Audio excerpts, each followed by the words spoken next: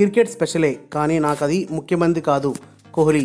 ప్రస్తుతం ప్రపంచ క్రికెట్లోని అత్యుత్తమ ఆటగాళ్లలో విరాట్ కోహ్లీ. ఆట విషయంలో కోహ్లీ ఎంత అంకిత భావాన్ని ప్రదర్శిస్తాడు. ఎలాంటి పరిస్థితుల్లోనైనా గెలవడం మీదే ధ్యాస నిలుపుతాడు.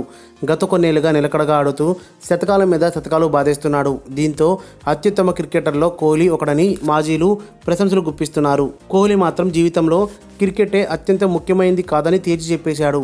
ఇప్పటికే 64 సెంచరీలు సాధించి సచిన్ శతకం రికార్డు దిశగా దూసుకెళ్తున్న కోహ్లీ రిటైర్మెంట్ గురించి స్పందించాడు. రిటైర్ అయ్యాక కుటుంబానికి ప్రాధాన్యం ఇస్తానని చెప్పిన విరాట్ తిరిగి బ్యాట్ ముట్టుకోనని ఇప్పటికే స్పష్టం చేశాడు.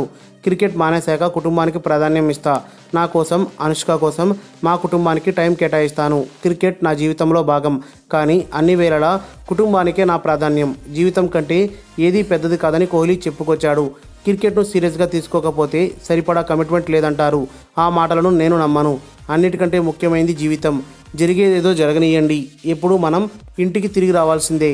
కాబట్టి నా ప్రాధాన్యం తప్పకుండా కుటుంబమే. క్రికెట్ నా జీవితంలో ఎంతో ముఖ్యమైన భాగం, కానీ జీవితంలో అదేం అత్యంత ముఖ్యం మాత్రం కాదు. క్రికెట్ ఆడగలగడం అదృష్టం, కానీ ఏదో ఒక రోజు ముగింపు చెప్పాల్సిందే.